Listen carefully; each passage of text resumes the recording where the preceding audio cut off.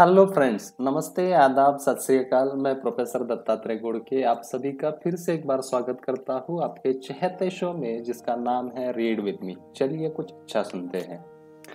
Now in earlier few episodes we have started reading a very special book entitled as The Power of Your Subconscious Mind, and we have completed almost first 15 chapter which are segmented into different parts. We have completed part 3 of this very special book. If you have missed any of the part of this video series, you can find the link of that video in the description box as well as in the comment section. You can go over there and you can enjoy the reading. Let us get ahead with part number 4 and with chapter number 16, that is your subconscious mind and harmonious human relations. In studying this book, you learn that your subconscious mind is a recording machine which faithfully reproduces whatever you impress upon it. This is one of the reasons for the application of the golden rule in human relations. Matt 7:12 says, "All things whatsoever you would that men should do unto you, do you even so to them." This quotation has outer and inner meanings. You are interested in its inner meaning from the standpoint of your subconscious mind, which is as you would that men should think you about them in a like manner. As you would that men should feel about you, feel you also about them like in the manner. As you would want men to act toward you, act you toward them in a like manner. For example, you may be polite and courteous to someone in your office, but when his back is turned, you are very critical and resentful toward him in your mind. Such negative thoughts are highly destructive to you. It is like taking poison. You are actually taking mental poisons which rob you of vitality, enthusiasm, strength, guidance, and goodwill. These negative thoughts and emotions sink down into your subconscious and cause all kinds of difficulties and maladies in your life. The master key to happy relationships with others. Judge not, you be not judged. For with what judgment you judge, you shall be judged, and with what measure you made, it shall be measured to you again. Matthew 7:1-2. A study of these verses and the application of the inner truths therein contain represent the real key to harmonious relationships.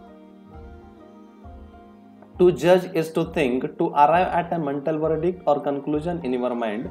The thought you have about other person is your thought because you are thinking it. Your thoughts are creative, therefore you actually create in your own experience what you think and feel about the other person. It is also true that the suggestion you give to another, you give to yourself because your mind is the creative medium. This is why it is said, "For with what judgment you judge, you shall be judged." When you know this law and the way your subconscious mind works, you are careful to think, feel, and act right towards the other. These verses teach you about the emancipation of man and reveal to you the solution to your individual problems. And with what measure you meet, it shall be measured to you again. The good you do for others come back to you in a like measure, and the evil you do to return to you by the law of your own mind. If a man cheats and deceives another, he is actually cheating and deceiving himself. His sense of guilt and mood of loss inevitably will attract loss to him in some way at some time. His subconscious records his mental act and reacts according to the mental intention or motivation. Your subconscious mind is impersonal and unchanging, neither considering persons or respecting religious affiliations or instructions of any kind. It is neither compassionate nor vindictive.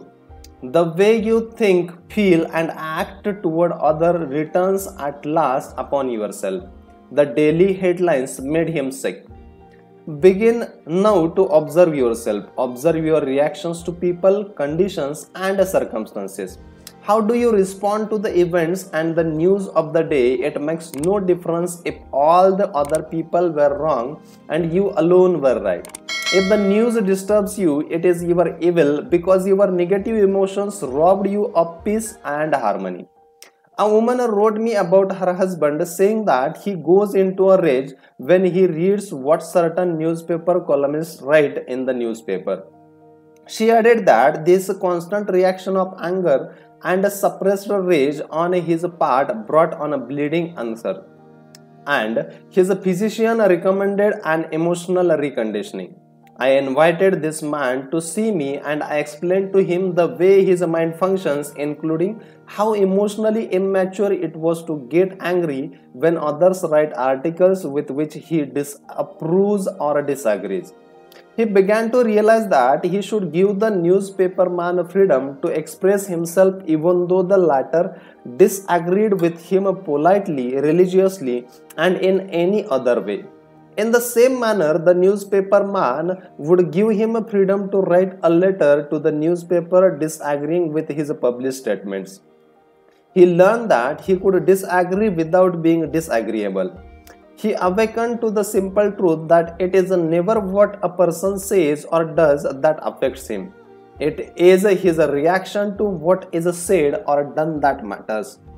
This explanation was the cure for this man, and he realized that with a little practice he could master his morning tantrums.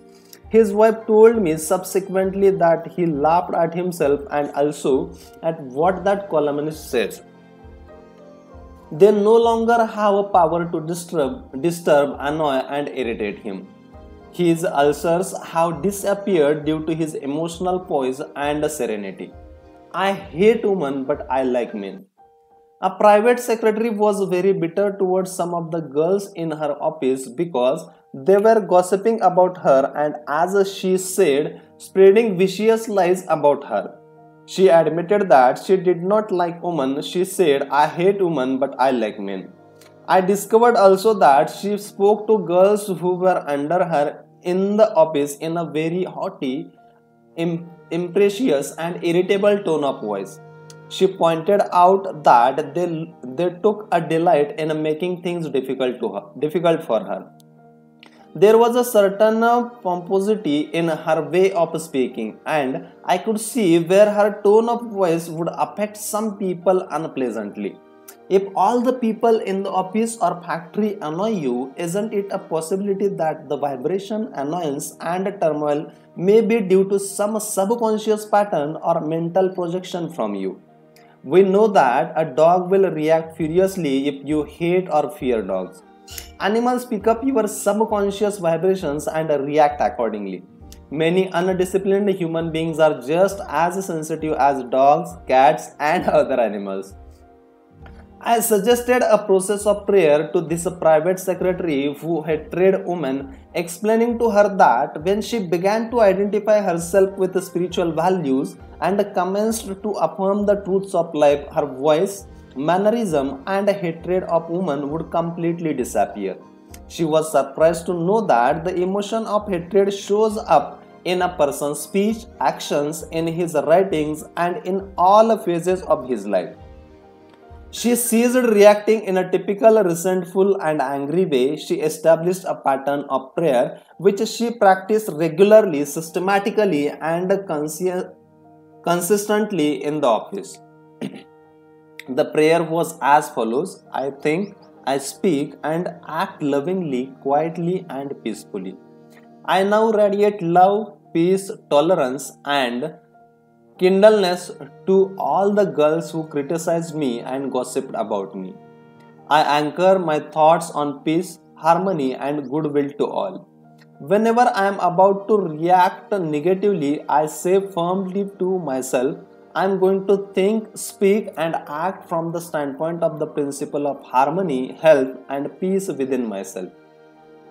Creative intelligence leads, rules, and guides me in all my ways. The practice of this prayer transformed her life, and she found that all criticism and annoyance ceased.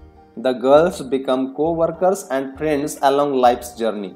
She discovered that there is no one to change but myself. His inner speech held back his promotion. One day, a salesman came to see me and described his difficulties in working with the sales manager of his organization. He had been with the company 10 years and had received no promotion or recognition of any kind. He showed me his sales figures, which were greater proportionately than the other men in the territory.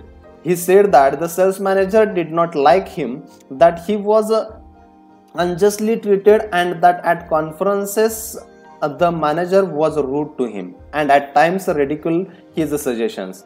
I explained that undoubtedly the cause was a great degree within himself, and that his concept of belief about his superior bore witness to the reaction of this man. The measure we made shall be measured to us again. His mental measure or concept of sales manager was that he was mean and cantankerous. He was filled with bitterness and hostility towards executive. On his way to work, he conducted a vigorous conversation with himself, filled with criticism, mental arguments, recriminations, and denunciations of his sales manager. What he gave out mentally, he was invariably bound to get back. This salesman realized that his inner speech was highly destructive because the intensity and force of his silent thought and emotions and personality conducted mental condemnation and vilification of the sales manager entered into his own subconscious mind. This brought about the negative response from his boss, as well as creating many other personal, physical, and emotional disorders. He began to pray frequently as follows: I am the only thinker in my universe. I am reasonable for what I think about my boss. My sales manager is not responsible for the way I think about him. I refuse to give power to any person, place, or thing to annoy me or disturb me. I wish health, success, peace of mind, and happiness for my boss. I sincerely wish him well, and I know he is divinely guided in all his ways. He repeated this prayer out loud, slowly, quietly, and feelingly, knowing that his mind is like a garden and that whatever he plants in the garden will come forth like seeds after their kind.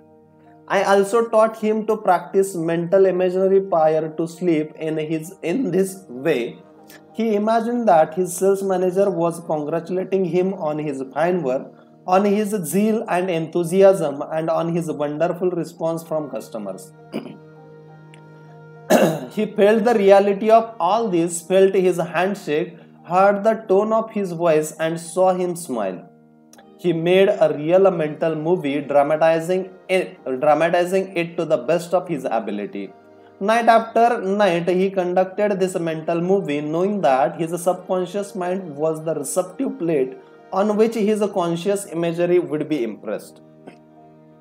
Gradually, by a process of what may be termed mental and spiritual osmosis, the impression was made on his subconscious mind and the expression automatically came forth. The sales manager subsequently called him up to San Francisco, congratulated him, and gave him a new assignment as a division sales manager over 100 men with a big increase in salary. He changed his concept and estimate of his boss, and the latter responded accordingly, becoming emotionally mature. What the other person says or does cannot really annoy or irritate you except you permit him to disturb you. The only way he can annoy you is through your own thought. For example, if you get angry, you have to go through 4 stages in your mind.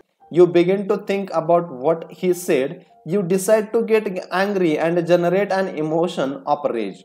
Then you decide to act. Perhaps you talk back and react in kind. You see that the thought, emotion, reaction, and action all take place in your mind.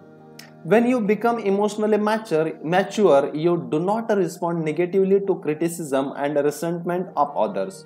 To do so would mean that you had descended to that state of low mental vibration and become one with the negative atmosphere of the other. Identify yourself with your aim in life and do not permit any person, place or thing to deflect you from your inner sense of peace, tranquility and radiant health. The meaning of love in harmonious human relations. Sigmund Freud, an Austrian founder of psychoanalysis, said that unless the personality has love, it is sickness and dies. Unless the personality has love, it sickens and dies. Love includes understanding, goodwill, and respect for the divinity in other person. The more love and goodwill you emanate and exude, the more comes back to you. If you puncture the other fellow's ego and wound his estimate of himself, you cannot gain his goodwill. Recognize that every man wants to be loved and appreciated and made to feel important in the world. Realize that other man is conscious of his true worth and that, like yourself, he feels the dignity of being an expression of the one life principle animating all men. As you do this consciously and knowingly, you build the other persons up and he returns your love and goodwill. He hated audiences. An actor told me that the audiences booed and hissed him on his first appearance on the stage. He added that the play was badly written and that undoubtedly he did not play a good role. He admitted openly to me that the months afterwards he hated audiences. He called them dopes, dummies, stupid, ignorant, gullible, etc. etc. He quit the stage in the disgust and went to work in a drugstore for a year.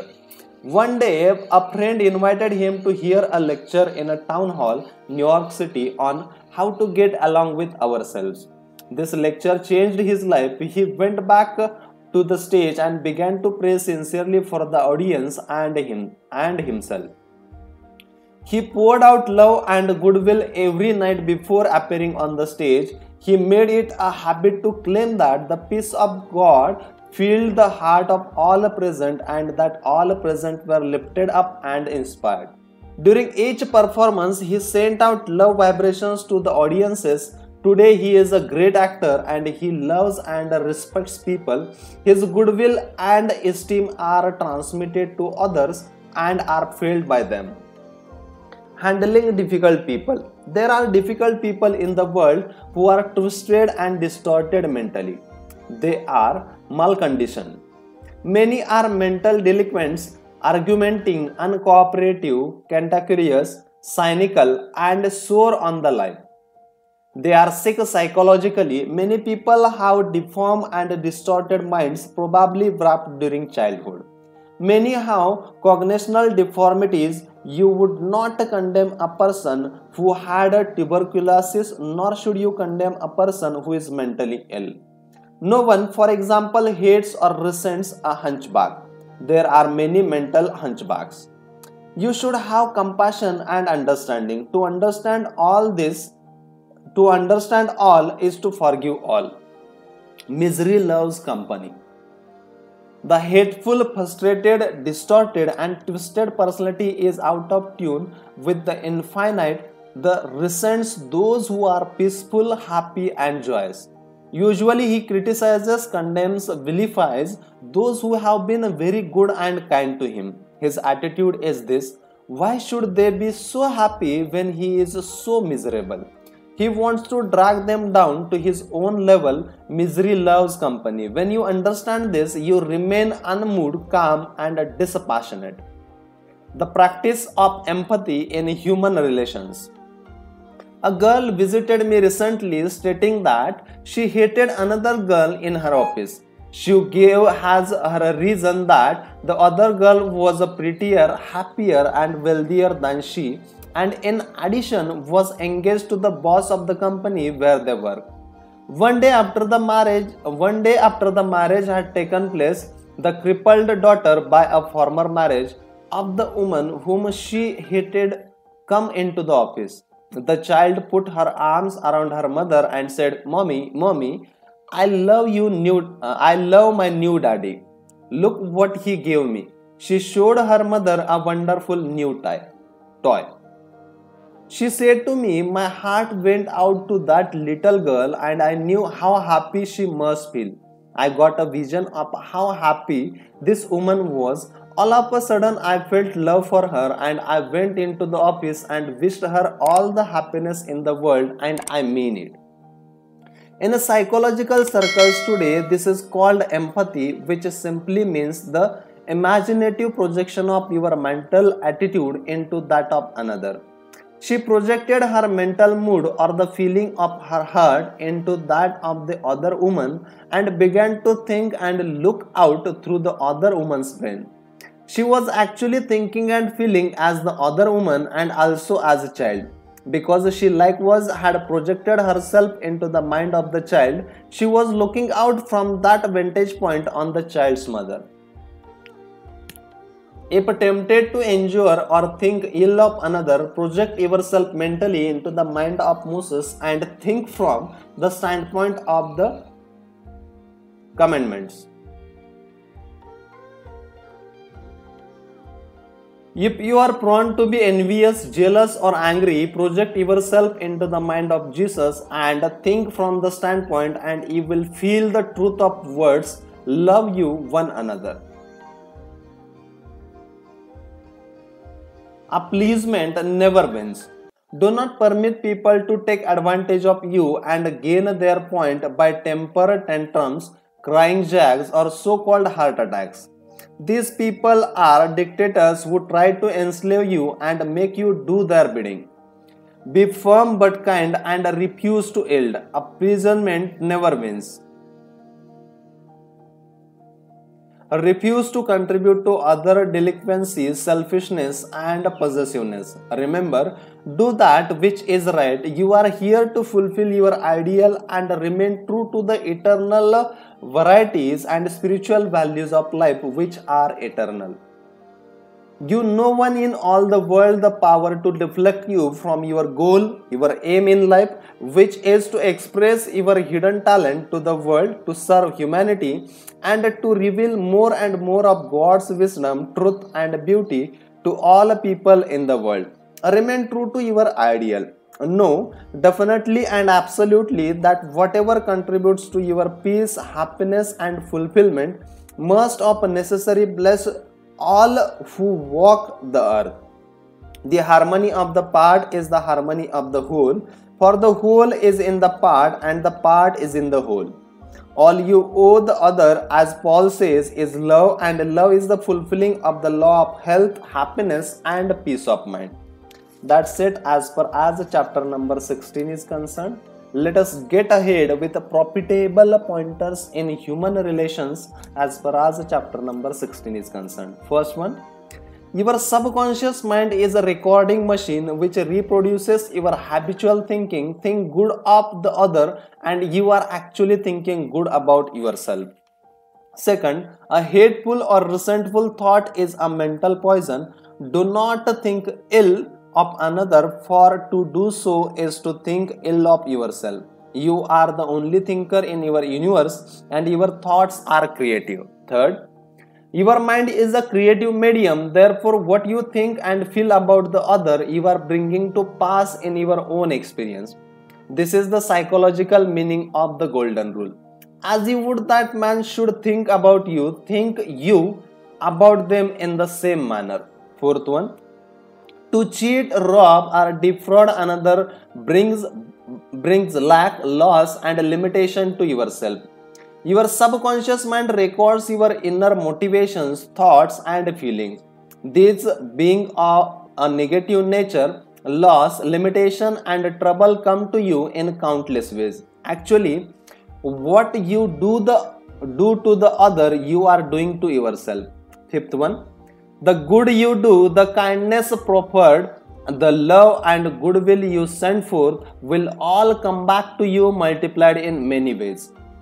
Sixth one, you are the only thinker in your world. You are responsible for the way you think about the other. Remember, the other person is not responsible for the way you think about him.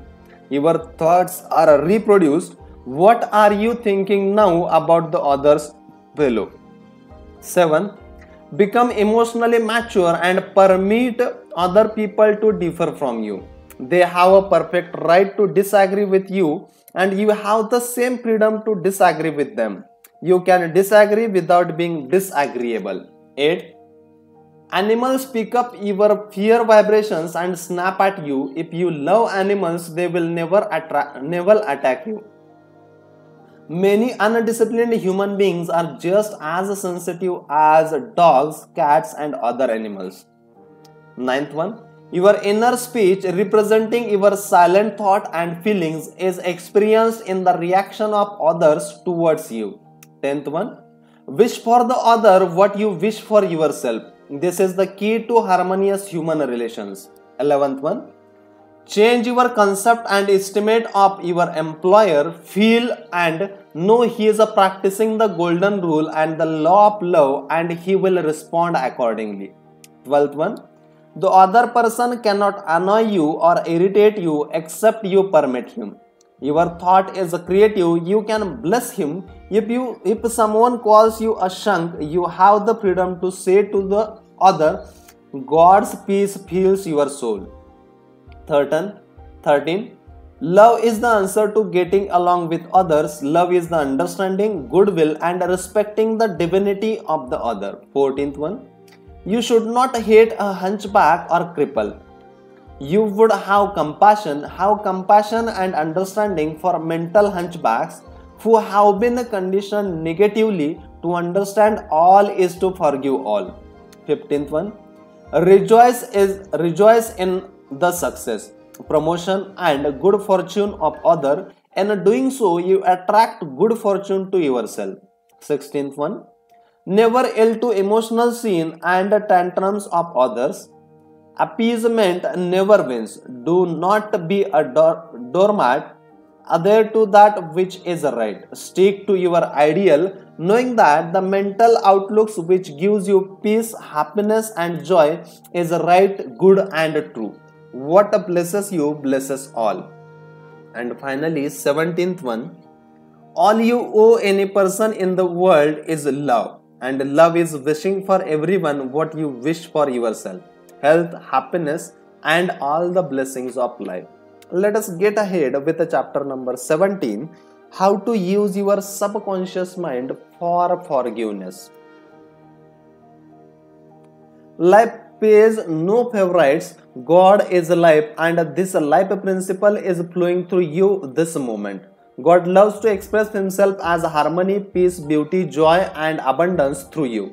This is called the will of God or the tendency of life. If you set up resistance in your mind to the flow of life through you, this emotional congestion will get snarled up in your subconscious mind and causes all kinds of negative conditions.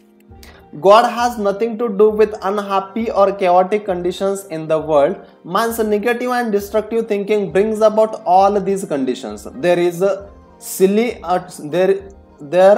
Therefore, it is silly to blame God for your trouble or sickness. Many persons habitually set up mental resistance to the flow of life by accusing and reproaching God for sin, sickness, and suffering of mankind. Others cast the blame on God for their pains, aches, and loss of loved ones, personal tragedies, and accidents. They are angry at God and they believe He is responsible for their misery. As long as people entertain such negative concepts about God, they will experience the automatic negative reactions from their subconscious minds. Actually, such people do not know that they are punishing themselves. They must see the truth, find release, and give up all condemnation and resentment and anger against anyone or any power outside themselves. Otherwise, they cannot go forward into healthy, happy, or creative activity.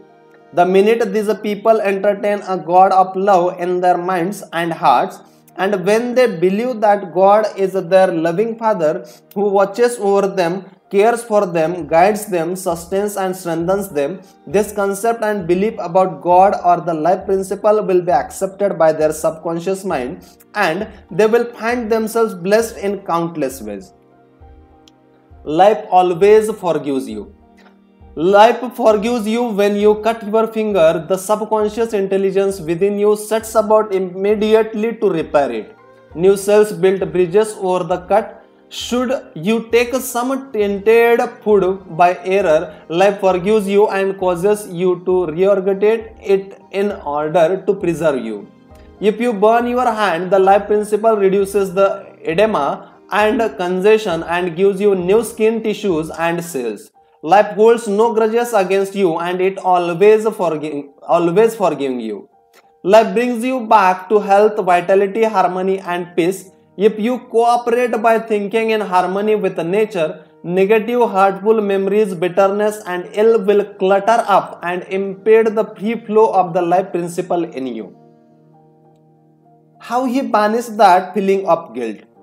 I knew a man who worked every night until about 9 o'clock until about 1 o'clock in the morning. He paid no attention to his 2 boys or his wife. He was always too busy working hard. He thought people should pat him on the back because he was working so arduously and persistently past midnight every night. He had a blood pressure of over 200 and was full of guilt. Unconsciously, he proceeded to punish himself by hard work and he completely ignored his children. A normal man does not do that. He is interested in his boys and in their development. He does not shut his wife out of his world. I explained to him why he was working so arduously. There is something eating you inside, otherwise you would not act this way. You are punishing yourself and you have to learn to forgive yourself. He did have a deep sense of guilt. It was toward a brother. I explained to him that God was not punishing him, but that he was punishing himself. For example, if you misuse the law of life, you will suffer accordingly. If you put your hand on the naked charged wire, you will get burned.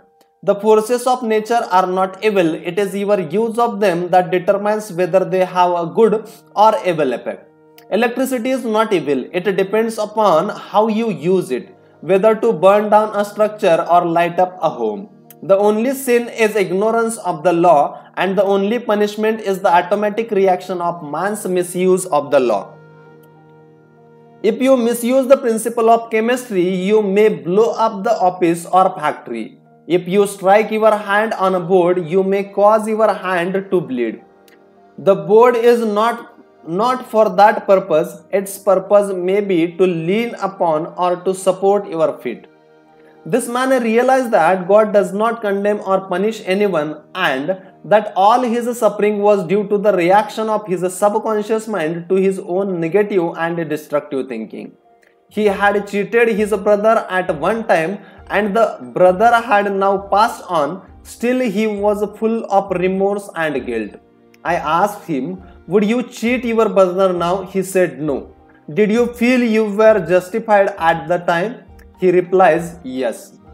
But you would not do it now. He added, no, I am helping others to know how to live. I added the following comment, you have a greater reason and understanding now. Forgiveness is to forgive yourself. Forgiveness is getting your thoughts in line with the divine law of harmony. Self-condemnation is called hell, bondage and restriction. Forgiveness is called heaven, harmony and peace. The burden of guilt and self-condemnation was lifted from his mind and he had a complete healing. The doctor tested his blood pressure and it had become normal. The explanation was the cure. A murderer learned to forgive himself. A man who murdered his brother in Europe visited me many years ago. He was suffering from great mental anguish and torture, believing that God must punish him. He explained that his brother had been having an affair with his wife and that he had shot him on the spur of the moment. This had happened about 15 years ago to his interview with me. In the meantime, this man had married an American girl and had been blessed with 3 lovely children. He was in a position where he helped many people and he was a transformed man. My explanation to him was that physically or psychologically he was not the same man who shot his brother, since scientists inform us that every cell of our body changes every 11 months. Moreover, mentally and spiritually he was a new man. He was now full of love and goodwill for humanity. The old man who committed the crime 15 years before was mentally and spiritually dead. Actually, he was condemning an innocent man. This explanation had a profound effect upon him, and he said it was if a great weight had been lifted from his mind. He realized the significance of following truth in the Bible. Come now, let us reason together, said the Lord. Though your sin be as scarlet, they shall be as white as snow. Though they be red like a crimson, they shall be as wool. Criticism cannot hurt you without your consent. A school teacher told me that one of her associates criticized a speech she had given, saying to her that she spoke too fast and swallowed some of her words. She wouldn't be heard. Her diction was poor and her speech ineffective.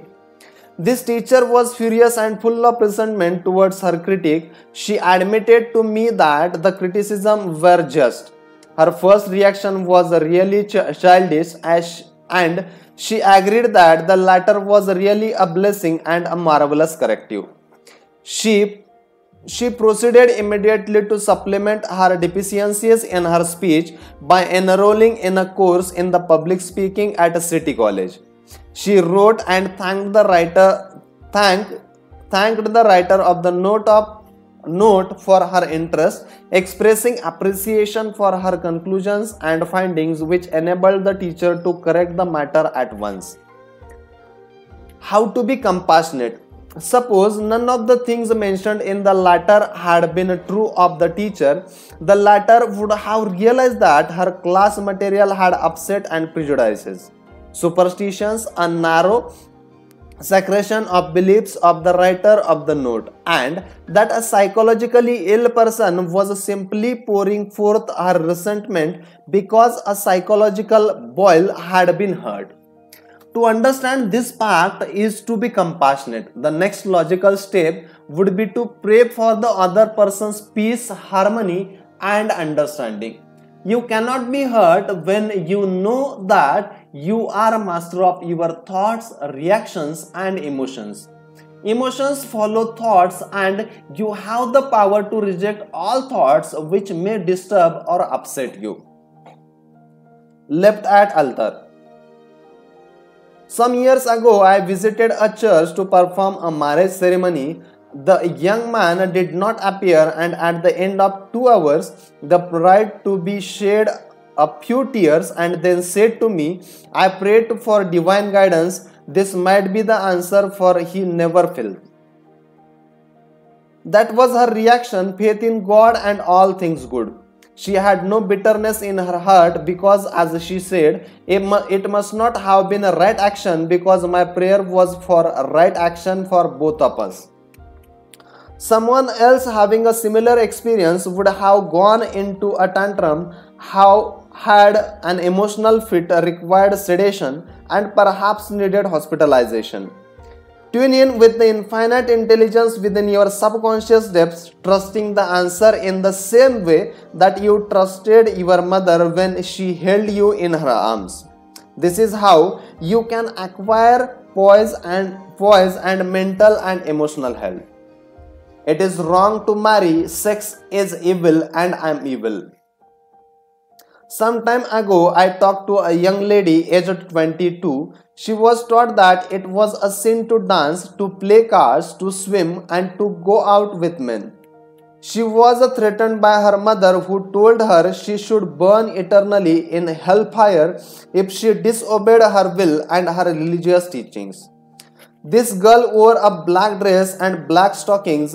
She wore no robe, a lipstick, or any form of makeup because her mother said that these things were sinful. Her mother told her that all men were evil and that sex was of the devil and simply diabolic deficiency.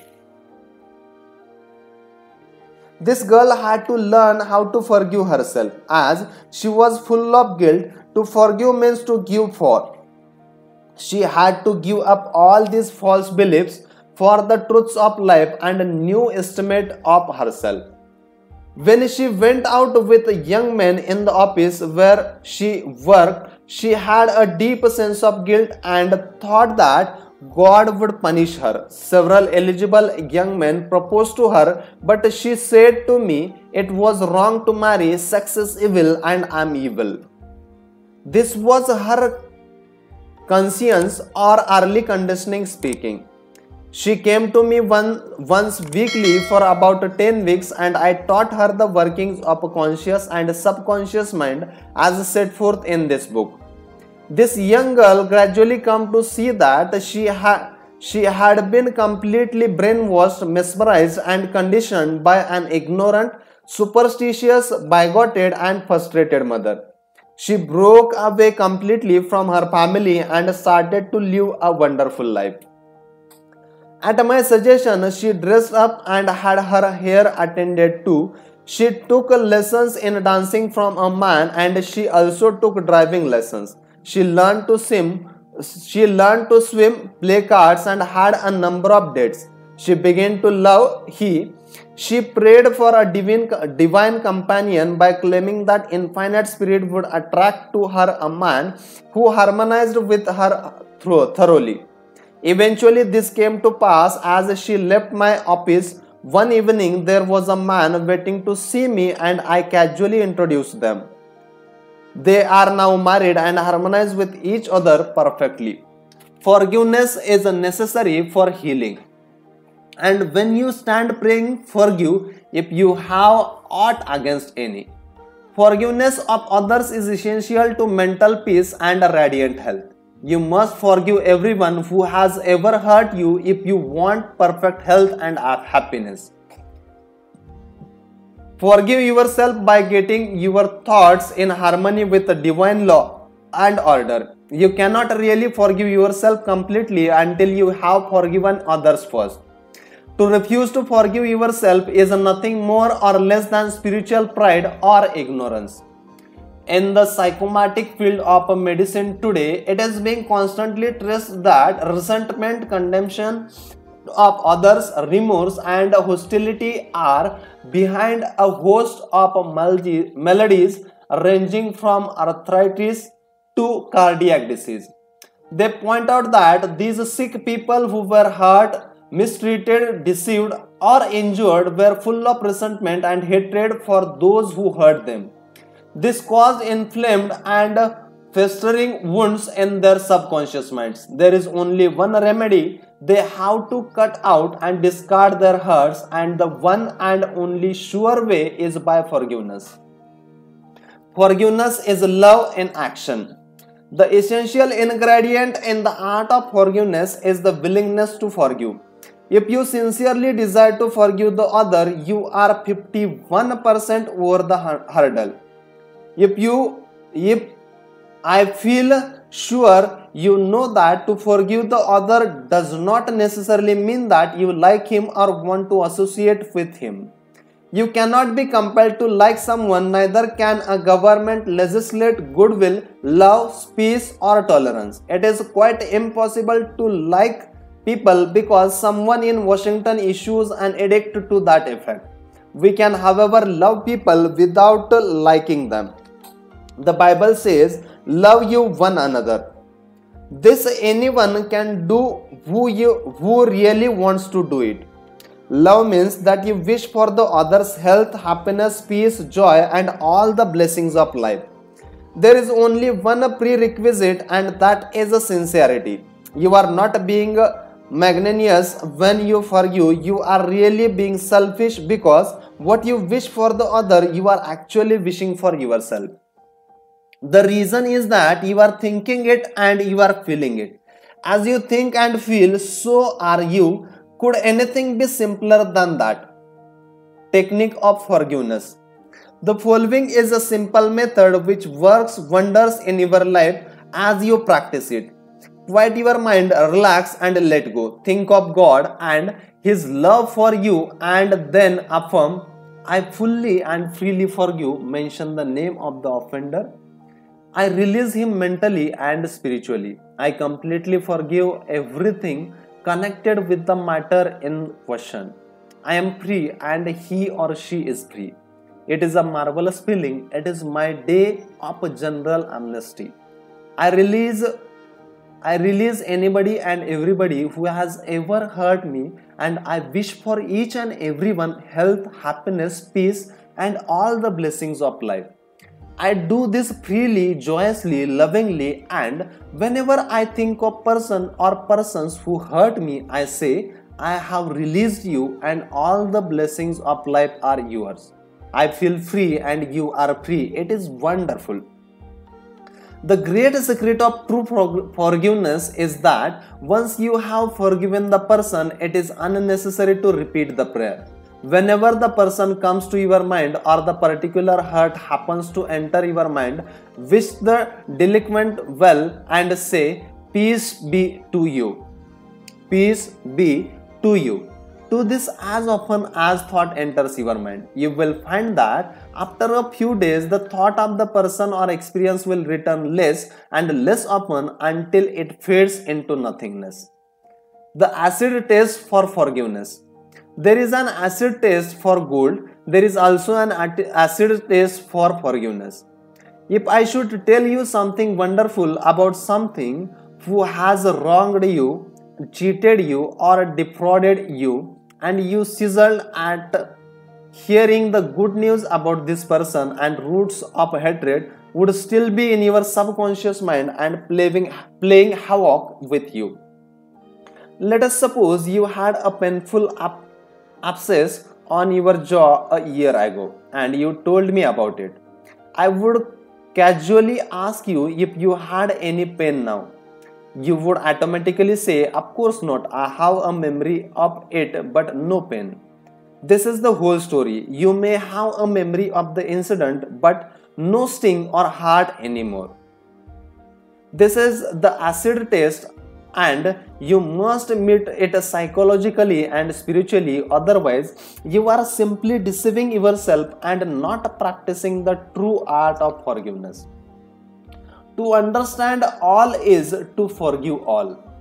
When man understands the creative law of his own mind, he ceased to blame other people and conditions for making or marring his life.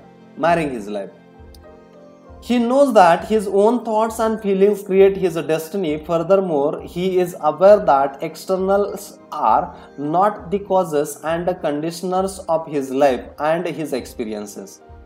To think that others can marry your happiness, that you are the football of a cruel fate, that you must oppose and fight others for a living. All these and others like them are untenable when you understand that thoughts are things. The Bible says the same thing, for as a man thinketh in his heart, so is he. That's it.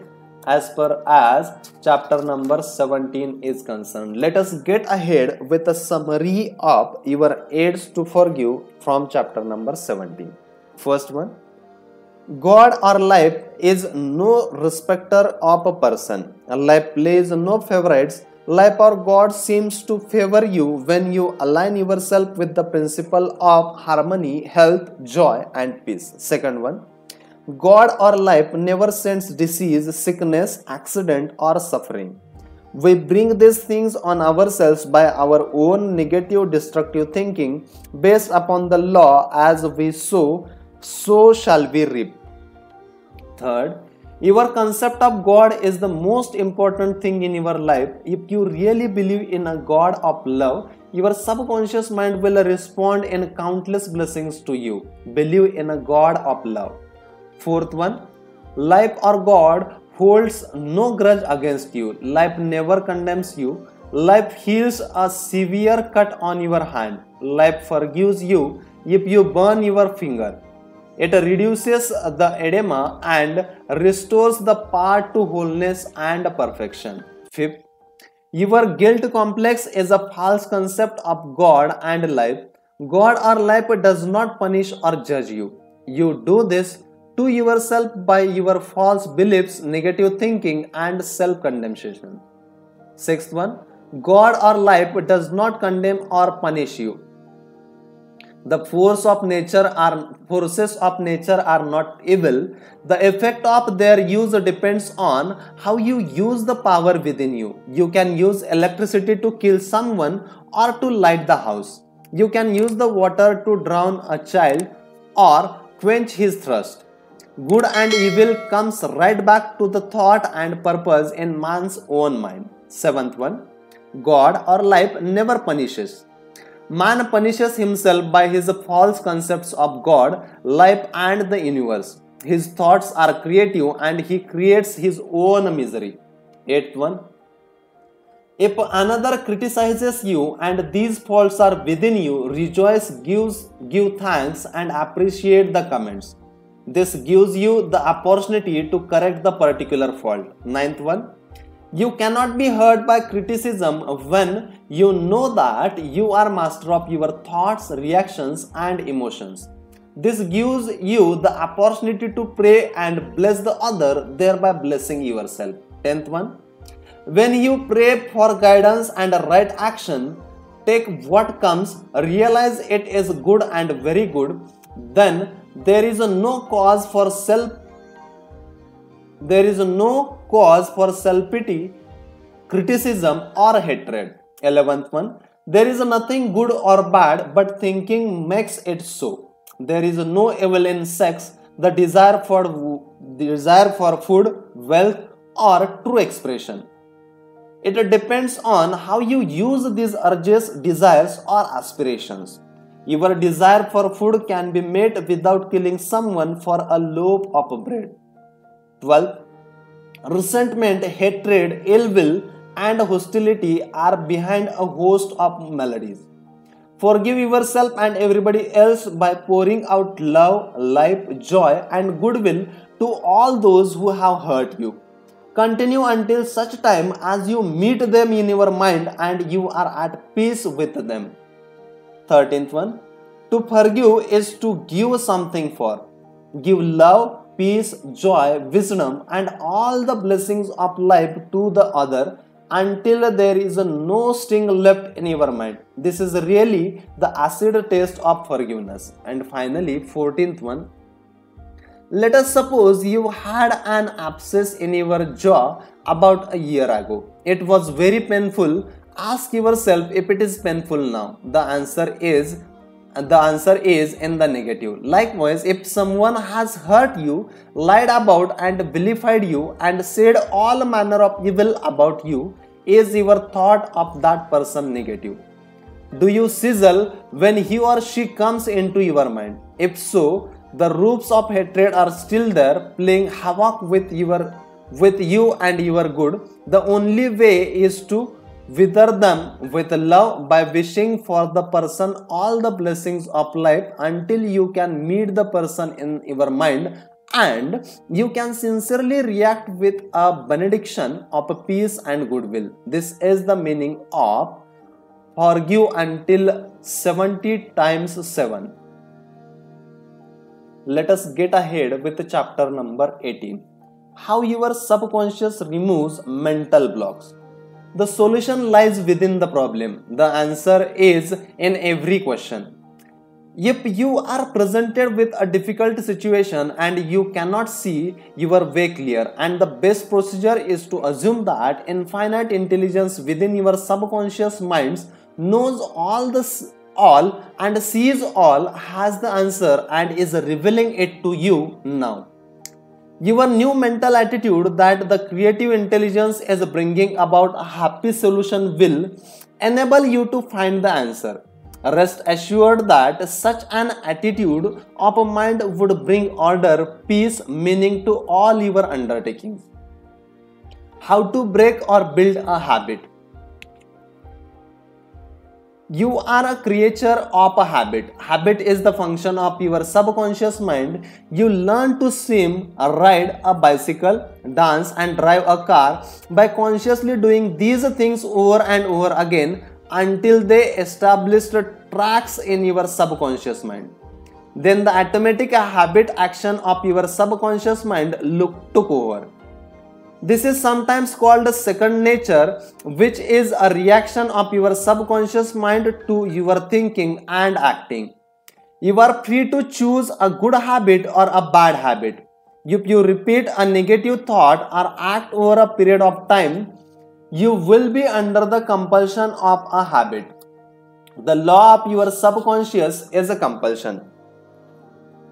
How he break a bad habit? Mr. Jones said to me, an uncontrollable urge to drink seizes me and I remain drunk for 2 weeks at a time. I cannot give up this terrible habit. Time and time again, these experiences had occurred to this unfortunate man. He had grown into a habit of drinking to excess, although he had started drinking of his own initiative. He also began to realize that he could change the habit and establish a new one. He said that while through this willpower he was able to suppress his desires temporarily, his continued effort to suppress the many urges only made matters worse. His repeated failures convinced him that he was hopeless and powerless to control his urge or obsession.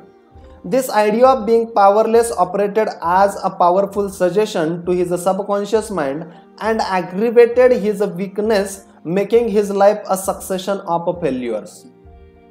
I taught him to harmonize the function of the conscious and subconscious mind. When these two cooperate, the idea or desire implanted in the subconscious mind is realized. His reasoning mind agreed that if the old habit, path or track had carried him into trouble, he could consciously form a new path to freedom, sobriety and peace of mind. He knew that his destructive habit was automatic, but since it was acquired through his conscious choices, he realized that if he had been conditioned negatively, he also could be conditioned positively. As a result, he ceased thinking of the fact that he was powerless to overcome the habit. Moreover, he understood clearly that there was no obstacle on his healing other than his own thought. Therefore, there was no occasion for great mental effort or mental coercion. The power of his mental picture. This man acquired a picture of relaxing his body and getting into a relaxed, drowsy, meditative state. Then he filled his mind with the picture of the desired end, knowing his subconscious mind could bring it about the easiest way. He imagined his daughter congratulating him on his freedom and saying to him, "Daddy, it's wonderful to have you home."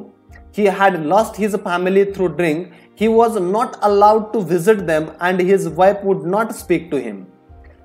Regularly, systematically, he used to sit down and meditate in the way outlined.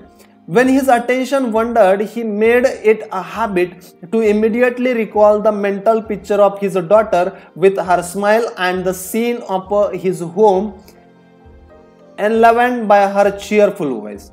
All this brought about a reconditioning of his mind. It was a gradual process. He kept it up. He preserved, knowing that sooner or later he would establish a new habit pattern in his subconscious mind. I told him that he could like his conscious mind to a camera, that his subconscious mind was the sensitive plate on which he registered and impressed the picture. This made a profound impression on him, and his whole aim was to firmly impress the picture on his mind and develop it there. Films are developed in the dark, likewise mental pictures are developed in the dark room of the subconscious mind. Focused attention.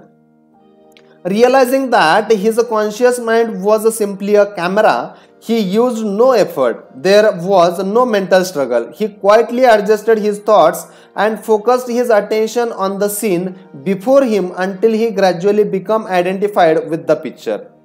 He became absorbed in the mental atmosphere, repeated the mental movie frequently. There was no room for doubt that a healing would follow. When there was any temptation to drink, he would switch his imagination from any reveries of drinking bouts to the feeling of being at home with his family.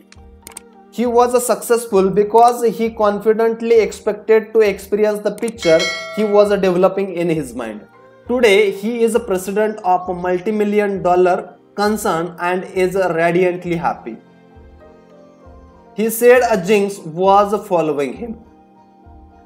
Mr. Block said that he had been making an annual income of $20,000, but for the past 3 months, all doors seemed to jam tightly.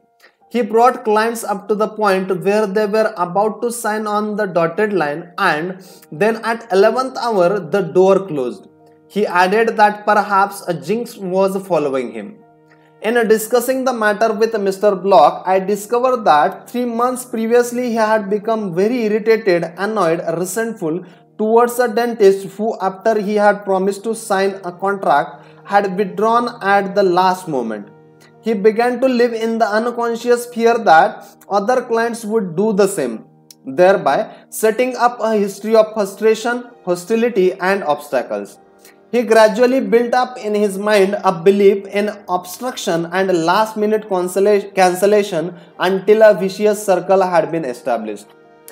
When I fear most has come upon me, Mr. Block realized that the trouble was in his mind, and that was essential to change his mental attitude.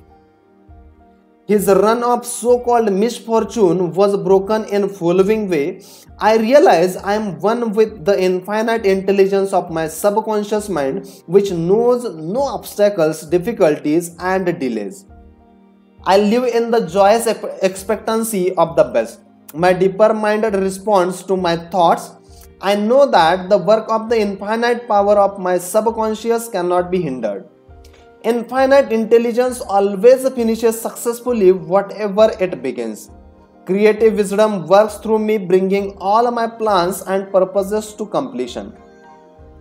Whatever I start, I bring to a successful conclusion. My aim in life is to give wonderful service, and all those whom I contact are blessed by what I have to offer. All my work comes to full fruit to divine order. He repeated this prayer every morning before going to call on his customers, and he also played each night prior to sleep. In a short time, he had established a new habit pattern in his subconscious mind, and he was back in his old accustomed stride as a successful salesman. How much do you want what you want? How much do you want what you want? A young man asked Socrates how he could get wisdom. Socrates replied, "Come with me." He took the lad to a river, pushed the boy's head under water, held it there until the boy was gasping for air, then relaxed and released his head. When the boy regained his composure, he asked him, "What did you desire most when you were underwater?" "I wanted air," said the boy. Socrates said to him, "When you want wisdom as much as you wanted the air when you were immersed in the water, you will receive it." Likewise, when you really have an intense desire to overcome any block in your life and you come to a clear-cut decision that there is a way out and that is the course you wish to follow, then victory and triumph are assured. If you really want peace of mind and inner calm, you will get it. Regardless of how unjustly you have been treated and how unfair the boss has been, or what a mean scoundrel someone has proved to be, all this makes no difference to you when you awaken to your mental and spiritual powers. You know what you want, and you will definitely refuse to let the thoughts of hatred, anger, hostility, and ill will rob you of peace, harmony, health, and happiness. You cease to become upset by people, conditions, news, and events by identifying your thoughts immediately with your aim in life. Your aim is peace, health, inspiration, harmony, and abundance. Feel a river of peace flowing through you now. Your thought is the immaterial and invisible power, and you choose to let it bless, inspire, and give you peace. Why he could not be healed? There is a case in history of a married man with 4 children who was supporting and secretly living with another woman during his business trips. He was ill, nervous, irritable, and cantankerous, and he would not sleep without drugs. The doctor's medicines failed to bring down his high blood pressure of over 200. He had pains in innumerable organs of his body which doctors could not diagnose or relieve. To make matters worse, he was drinking heavily. The cause of all this was a deep unconscious sense of guilt he was brought up on was deeply lodged in his subconscious mind, and he drank excessively to heal the wound of guilt. Some invalids take morphines and codeines for severe pains. He was taking alcohol for the pain or wound in his mind. It was the old story of adding fuel to the fire. The explanation and the cure. He listened to the explanation of how his mind worked. He faced his problem, looked at it, and gave up his dual role. He knew that his drinking was an unconscious attempt to escape. The hidden cause lodged in his subconscious mind had to be eradicated, then the healing would follow. He began to impress his subconscious mind 3 or 4 times a day by using the following prayer. My mind is full of peace, poise, balance, and equilibrium. The infinite lies stretched in smiling repose within me. I am not afraid of anything in the past, present, or the future. The infinite intelligence of my subconscious mind leads, guides, and directs me in all ways. I now meet every situation with faith, poise, calmness, and confidence. I am now completely free from the habit. My mind is full of inner peace, freedom, and joy. I forgive myself, then I am forgiven. Peace, sobriety, and confidence regain supreme in my mind. He repeated this prayer frequently as outlined, being fully aware of what he was doing and why he was doing it. Knowing what he was doing gave him the necessary faith and confidence. I explained to him that as he spoke these statements out loud, slowly, lovingly, and meaningfully, they would gradually sink down into his subconscious mind. Like seeds, they would grow after their kind. These truths on which he concentrated went in through his eyes, his ears heard the sound, and the healing vibrations of these words reached his subconscious mind and obliterated all negative mental patterns which caused all the trouble. Light dispels darkness. The constructive thought destroys the negative thought. He became a transformed man within a month, refusing to admit it. If you are an alcoholic or drug addict, admit it. Do not dodge the issue. Many people remain alcoholic because they refuse to admit it. Your disease is instability and inner fear. You are refusing to face life, and so you try to escape your responsibilities through the bottle. As an alcoholic, you have no free will, although you think you have, and you may even boast about your willpower. If you are habitual drunken and say bravely, I will not touch it anymore, you have no power to make this assertion come true because you do not know where to locate the power. You are living in a psychological prison of your own making, and you are bound by your beliefs, opinions, training, and environmental influences. Like most people, you are a creature of habit. You are conditioned to react the way you do. Building in the idea of freedom.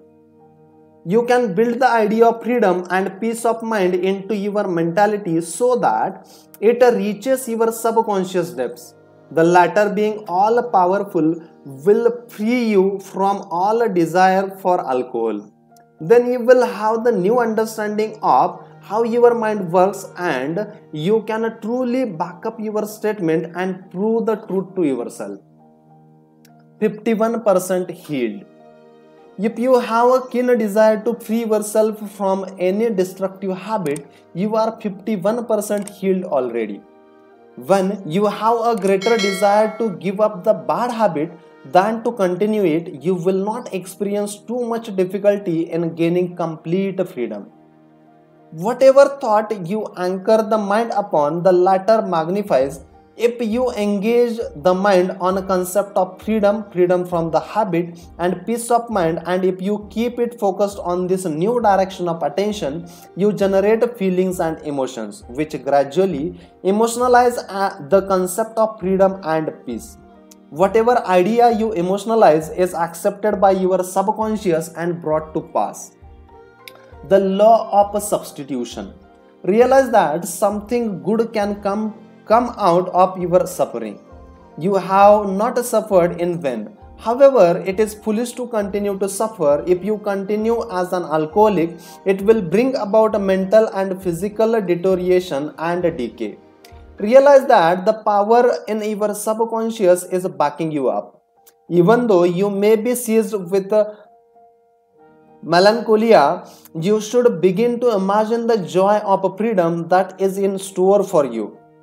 This is the law of substitution. Your imagination took you to the bottle. Let it take you now to freedom and peace of mind. You will suffer a little bit, but it is for a constructive purpose. You will beat it like a mother in the pangs of childbirth, and you will likewise bring forth a child of the mind. Your subconscious will give birth to sobriety. Cause of alcoholism. The real cause of alcoholism is a negative and destructive thinking, for as a man thinketh, so is he. The alcoholic has a deep sense of inferiority, inadequacy, defeat, frustration, usually accompanied by a deep inner hostility. He has countless alibis as to his reason for drinking, but sole reason is in his thought life. 3 magic steps. The first step: get still, quiet the wheels of the mind, enter into a sleepy, drowsy state. In this relaxed, peaceful, receptive state, you are preparing for a second step. The second step: take a brief phrase which can readily be graven on the memory and repeat it over and over as a lullaby. Use the phrase, sobriety and peace of mind are mine now, and I give thanks. To prevent the mind from wandering, repeat it aloud or sketch its pronunciation with the lips and tongue as you say it mentally. This helps its entry into subconscious mind. Do it for 5 minutes or more. You will find a deep emotional response. The third step: just before going to sleep, practice that Johann von Goethe, German author, used to do. Imagine a friend, a loved one in front of you. Your eyes are closed, you are relaxed and at peace. The loved one or a friend is subjectively present and is saying to you, congratulations. You see the smile, you hear the voice, you mentally touch the hand. It is all real and vivid. The word congratulations imply complete freedom. Hear it over and over again until you get the subconscious reaction which satisfies. Keep on keeping on. When fear knocks at the door of your mind, or when worry, anxiety and doubt cross your mind, behold your vision, your goal.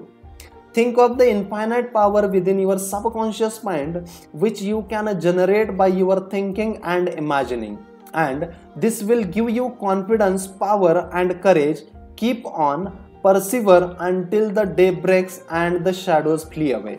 That's it as far as chapter number 18 is concerned. Let us get ahead with review your thoughts power from chapter number 18.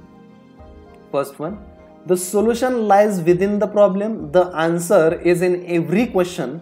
Infinite intelligence responds to you as you call upon it with faith and confidence. Second, habit is the function of your subconscious mind. There is no greater evidence of the marvelous power of your subconscious than the force and sway habit holds in your life. You are a creature of habit. Third, you form a habit pattern in your subconscious mind by repeating a thought and act over and over again until it establishes tracks in the subconscious mind and becomes automatic, such as swimming, dancing, typing, walking, driving your car, etc. etc. Fourth one, you have freedom to choose. You can choose a good habit or a bad habit. Prayer is a good habit. Fifth one, whatever mental picture backed by faith you behold in your conscious mind, and your subconscious mind will bring it to pass. Sixth one, the only obstacle to your success and achievement is your own thought or mental image. Seventh one, when your attention wanders, brings it back to the contemplation of your good or goal. Make a habit of this. This is called disciplining the mind. Eighth one, your conscious mind is the camera and your subconscious mind is the sensitive plate on which you register or impress the picture. Ninth one, the only jinx that follows anyone is a fear thought repeated over and over in the mind. Break the jinx by knowing that whatever you start, you will bring to a conclusion in a divine order. Picture the happy ending and sustain it with confidence. 10th one, to form a new habit, you must be convinced that it is desirable. When you desire to give up the bad habit, it is greater than your desire to continue. You are 51% healed already. 11th one, the statements of others cannot hurt you except through your own thought and mental participation. Identify yourself with your aim, which is peace, harmony and joy. You are the only thinker in your universe. 12th one, excessive drinking is an unconscious desire to escape. The cause of alcoholism is a negative and destructive thinking. The cure is to think of freedom, sobriety and perfection and to feel the thrill of accomplishment. 13th one, many people remain alcoholics because they refuse to admit it. 14th one, the law of your subconscious mind which held you in bondage and inhibited your freedom of action will give you freedom and happiness. It depends on how you use it. 15th one, your imagination took you to the bottle. Let it take you to freedom by imagining you are free. 16th one,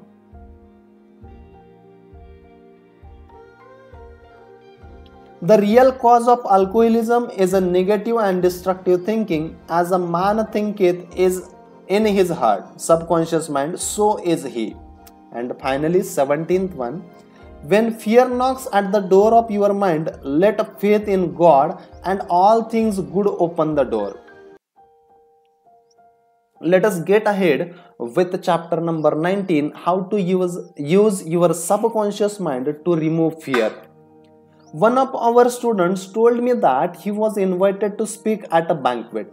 He said he was panic-stricken at the thought of speaking before 1,000 people. He overcame his fear this way. For several nights he sat down in an armchair for about 5 minutes and said to himself slowly, quietly and positively, I am going to master this fear. I am overcoming it now. I speak with poise and confidence. I am relaxed and at ease. He operated a definite law of mind and overcome his fear.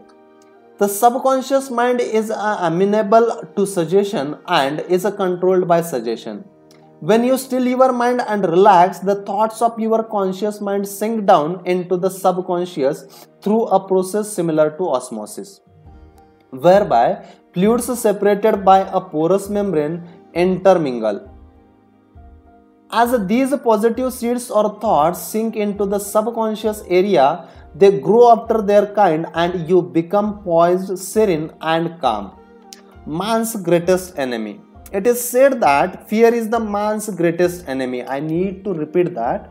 It is said that fear is a man's greatest enemy. Fear is behind failure, sickness and poor human relations. Millions of people are afraid of the past and the future, old age, insanity and death. Fear is a thought in your mind and you are afraid of your own thoughts. A little boy can be paralyzed with fear when he is told there is a boogan under his bed that is going to take him away. When his father turns on the light and shows him there is no boogan, he is freed from fear. The fear in the mind of the boy was as real as if there really was a boogie man there. He was healed of a false thought in his mind. The thing he feared did not exist. Likewise, most of your fears have no reality. They are merely a conglomeration of sinister shadows, and shadows have no reality. Do the thing you fear.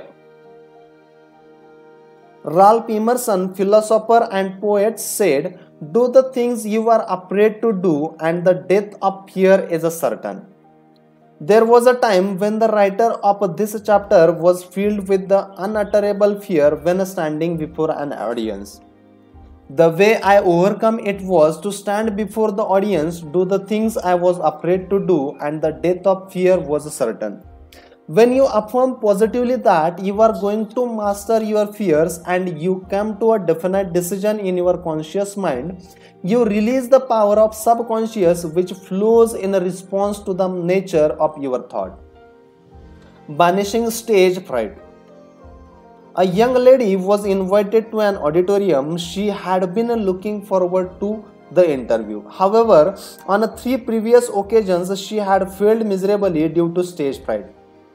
She possessed a very good voice, but she was certain that when the time came for her to sing, she would be seized with stage fright. The subconscious mind takes your fears as a request, proceeds to manifest them and brings them to your experience. On 3 previous auditions, she sang wrong notes and she finally broke down and cried. The cause, as previously outlined, was an involuntary autosuggestion, that is, a silent fear thought, emotionalized and subjectified. She overcame it by the following technique. 3 times a day, she isolated herself in a room. She sat down comfortably in an armchair, relaxed her body, and closed her eyes. She stilled her mind and body to the best of her ability. Physical inertia favors passivity and renders the mind more receptive to suggestion. She counteracted the fear suggestion by its converse, saying to herself, "I sing beautifully, I am paused, serene, confident, and calm." She repeated the words slowly, quietly, and with a feeling from 5 to 10 times at each sitting. She had 3 such sittings every day and 1 immediately prior to sleep at night. At the end of a week, she was completely poised and confident and gave a definitely outstanding audition. Carry out the above procedure and the death of fear is certain. Fear of failure. Occasionally, young men from the local university come to see me, as well as school teachers who often seem to suffer from suggestive amnesia at examinations. The complaint is always the same. I know the answer after the examination is over, but I can't remember the answer during the examination. The idea which realizes itself is one to which we invariably give concentrated attention. I find that each one is obsessed with the idea of failure. Fear is behind the temporary amnesia and it is the cause of the whole experience. One young medical student was the most brilliant person in his class, yet he found himself failing to answer simple questions at his time of written or oral examination. I explained to him that the reason was he had been worrying and was fearful for several days previous to the examination. These negative thoughts became charged with fear.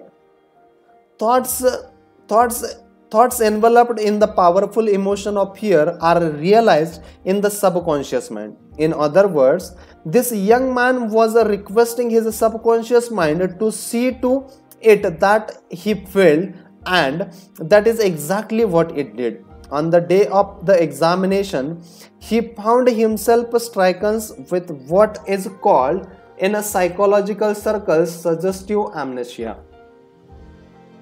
How he overcome the fear? He learned that his subconscious mind was the storehouse of memory and that it had a perfect record of all he had heard and read during his medical training. Moreover, he learned that the subconscious mind was responsive and reciprocal. The way to be in a rapport with it was to be relaxed, peaceful, and confident. Every night and morning he began to imagine his mother congratulating him on his wonderful record. He would hold an imaginary letter from her in his hand. As he began to contemplate the happy result, he called forth a corresponding or reciprocal response or a reaction in himself. The all-wise and omnipotent power of the subconscious took over, dictated and directed his conscious mind accordingly. He imagined the end, thereby willing the means to be realization of the end. Following this procedure, he had no trouble passing subsequent examinations. In the other words, the subjective wisdom took over, compelling him to give an excellent account of himself. Fear of water, mountains, closed spaces, etc., etc. There are many people who are afraid to go into an elevator, climb mountains, or even swim in the water. It may well be that the individual had unpleasant experience in the water in his youth, such as having been thrown forcibly into the water without being able to swim. He might have been forcibly detained in an elevator which failed to function properly, causing resultant fear of closed spaces. I had an experiment when I was about 10 years of age. I accidentally fell into a pool and went down 3 times. I can still remember the dark water engulfing my head and my gasping of air until another boy pulled me out at the last moment. This experience sank into my subconscious mind, and for years I feared the water.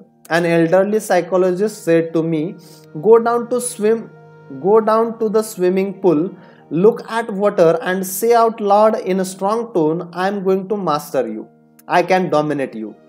Then go into water, take lessons and overcome it. This I did, and I mastered the water. Do not permit water to master you. Remember, you are the master of water. When I assumed a new attitude of mind, the omnipotent power of subconscious responded, giving me strength, faith, and confidence, and enabling me to overcome my fear.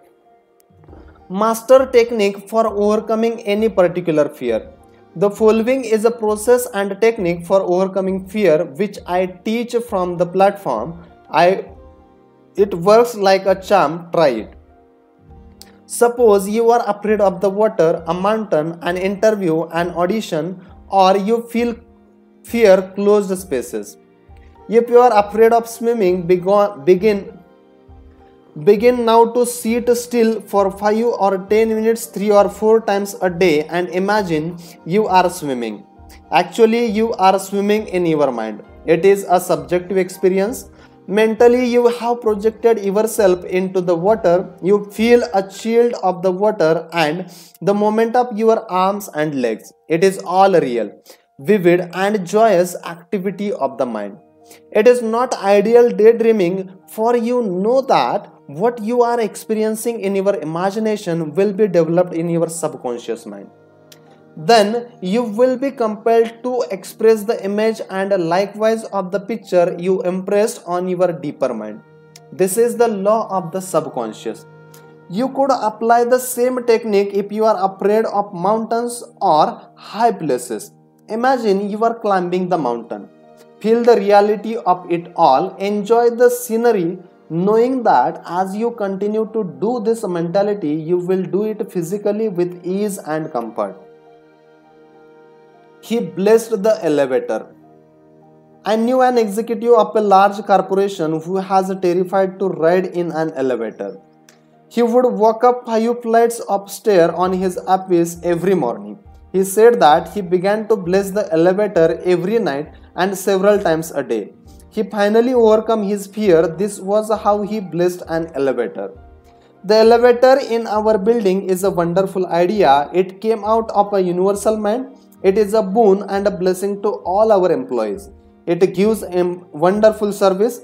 It operates in a divine order. I ride in it in peace and joy. I remain silent now while the currents of life, love and understanding flows through the patterns of my thought. In my imagination, I am now in the elevator and I slept out into my office. I am now in the elevator and I step out into my office. The elevator is full of employees. I talk to them and they are friendly, joyous and free. It is a wonderful experience of freedom, faith and confidence. I give thanks. He continued this prayer about 10 days and on the 11th day he walked into the elevator with other members of the organization and felt completely free. Normal and abnormal fear. Man is born only with 2 fears, the fear of falling and the fear of noise. These are an alarm system given by the nature as a means of self-preservation. I need to repeat this. A man is born with 2 fears, the fear of falling and the fear of noise. These are an alarm system given you by nature as a means of self-preservation.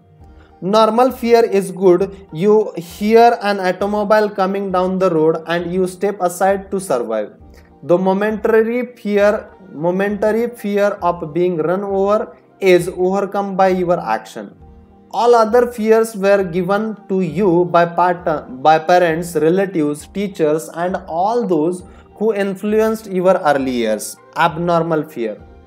Abnormal fear takes place when man lets his imagination run riot. I knew a woman who was invited to go on a trip around the world by plane. She began to cut out of newspapers all reports of aeroplane catastrophes.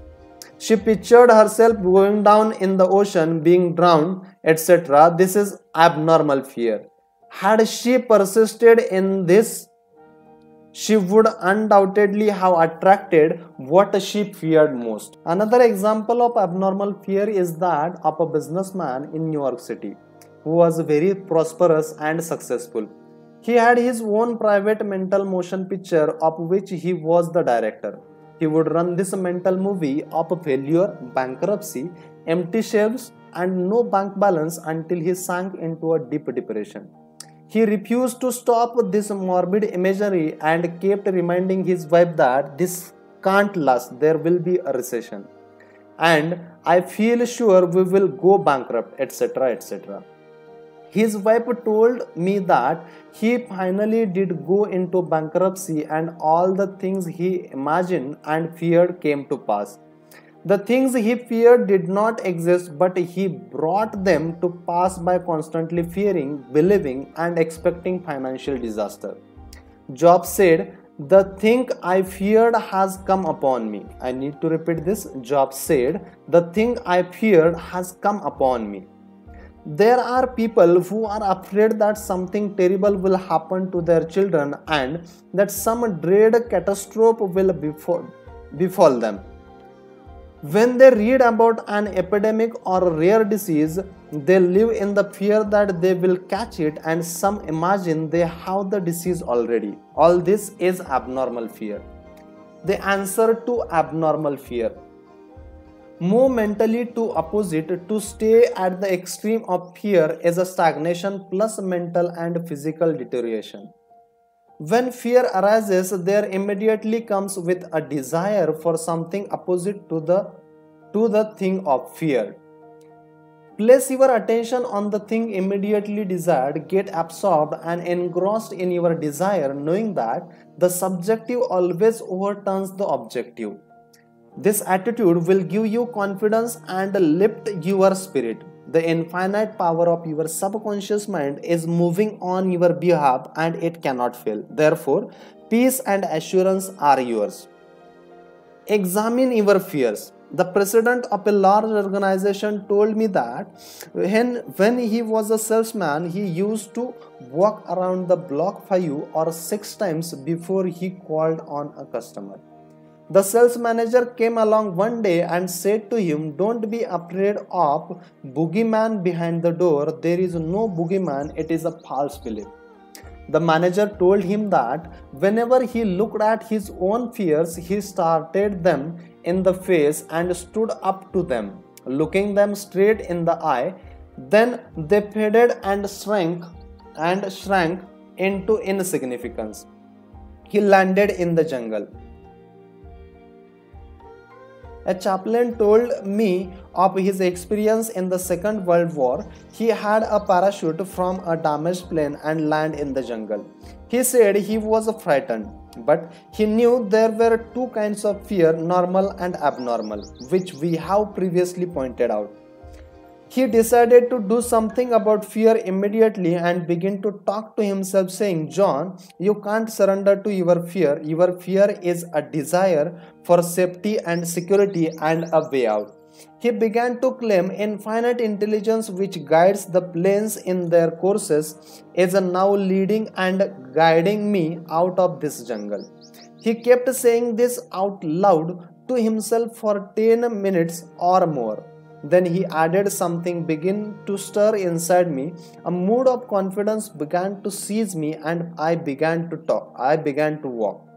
After a few days, I miraculously came out of jungle and was picked up by a rescue plant." His changed mental attitude saved him. His confidence and trust in his subjective wisdom and power within him was the solution to his problem. He said, "Had I begun to bemoan my fate and indulge my fears, I would have succumbed to the monster fear and probably would have died of fear and starvation." He dismissed himself. The general manager of an organization told me that for 3 years he feared he would lose his position. He was always imagining failure. The thing he feared did not exist, save as a morbid, anxious thought in his own mind. His vivid imagination dramatized the loss of his job until he became nervous and neurotic. Finally, he was asked to resign. Actually, he dismissed himself. His constant negative imagery and fear suggestion to his subconscious mind caused the latter to respond and react accordingly. It caused him to make mistakes and foolish decisions, which resulted in his failure as a general manager. His dismissal would never have happened if he had immediately moved to the opposite in his mind. They plotted against him. During a recent world lecture tour, I had a 2-hour conversation with a prominent government official.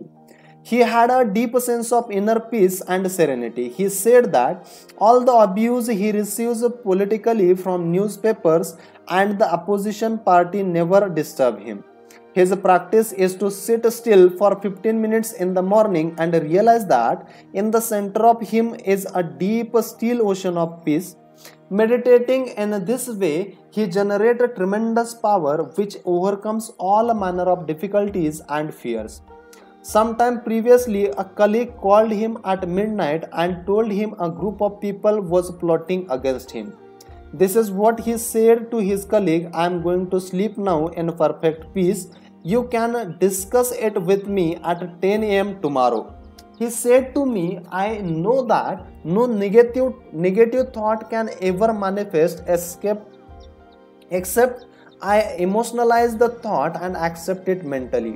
I refuse to entertain their suggestion of fear. Therefore, no harm can come to me. Notice how calm he was, how cool, how peaceful, and he did not start getting excited, tearing his hair and wringing his hands. At his center, he found the still water, an inner peace, and there was a great calm. Deliver yourself from all your fears. Use this perfect formula for casting out fear. I sought the Lord, and he heard me and delivered me from all my fears. The Lord is an ancient word meaning the law, the power of your subconscious mind. Learn the wonders of your subconscious and how it works and functions. Master the techniques given to you in this chapter. Put them into practice now. Today, your subconscious will respond and you will be free of all fears. I sought the Lord and he heard me and delivered me from all my fears. That's it as per as our chapter number 19 is concerned. Let us get ahead with step this way to freedom from fear from chapter number 19. First one, do the things you are afraid to do and the death of fear is certain. Say to yourself and mean it, I am going to master this fear, and you will. Second, fear is a negative thought in your mind. Supplant it with a constructive thought. Fear has killed millions. Confidence is a greater than fear. Nothing is more powerful than faith in God and the good. Third one, fear is a man's greatest enemy. It is behind failure, sickness, and bad human relations. Love casts out fear. Love is an emotional attachment to the good things of life. Fall in love with honesty, integrity, justice, goodwill, and success. Live in the joyous expectancy of the best, and invariably the best will come to you. Fourth one, counteract the fear suggestions with the opposites such as I sing beautifully, I am poised, serene and calm, I will pay fabulous dividends. Fifth one, fear is behind amnesia at oral and written examination time.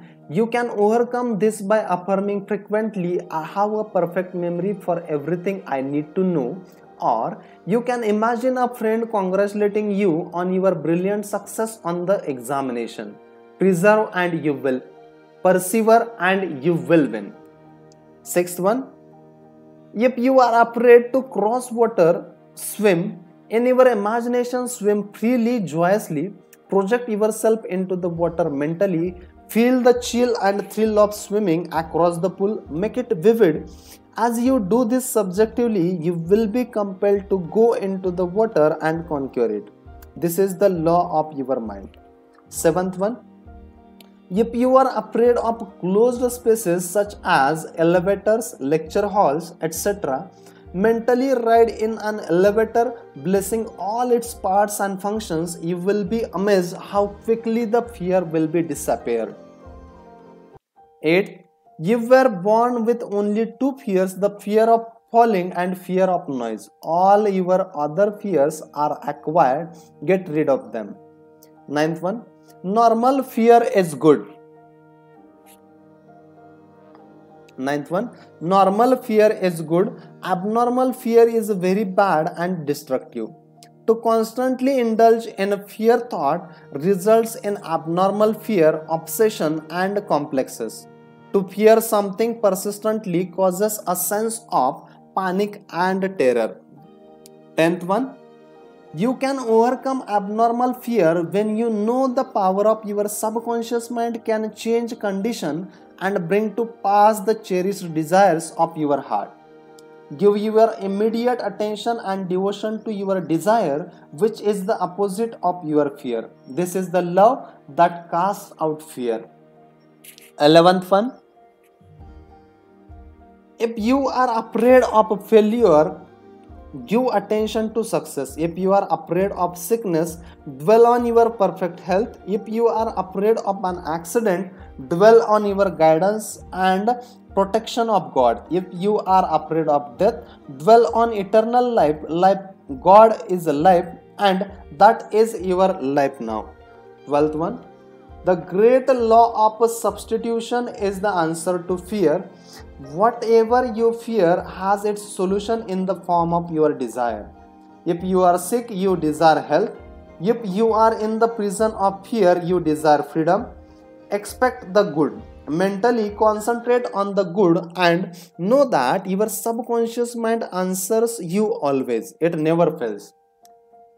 13th one, the things you fear do not really exist except as thoughts in your mind. Thoughts are creative. This is why Job said, the thing I feared has come upon me. Think good and good follows. 14th one, look at your fears. Hold them up to the light of reason. Learn to laugh at your fears. This is the best medicine. 15th one, nothing can disturb you but your own thought. The suggestions, statements, or threats of other persons have no power. The power is within you. And when your thoughts are focused on that which is good, then God's power is with your thoughts of good.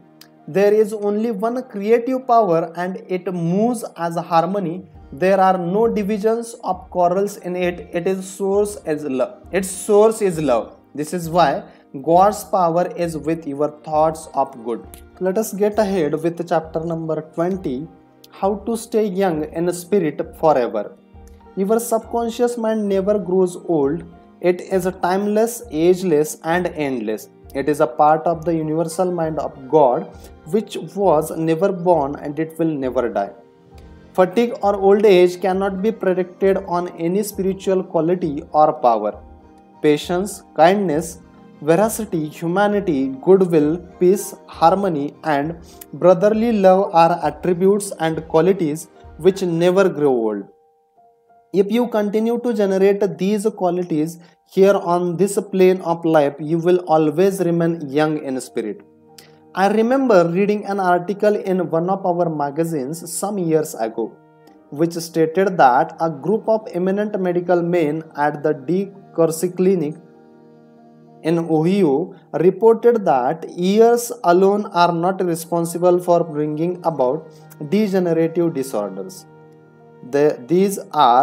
These same physicians stated that it is the fear of time, not time itself, that has a harmful aging effect on our minds and bodies, and that the neurotic fear of the effects of time may well be cause of premature aging.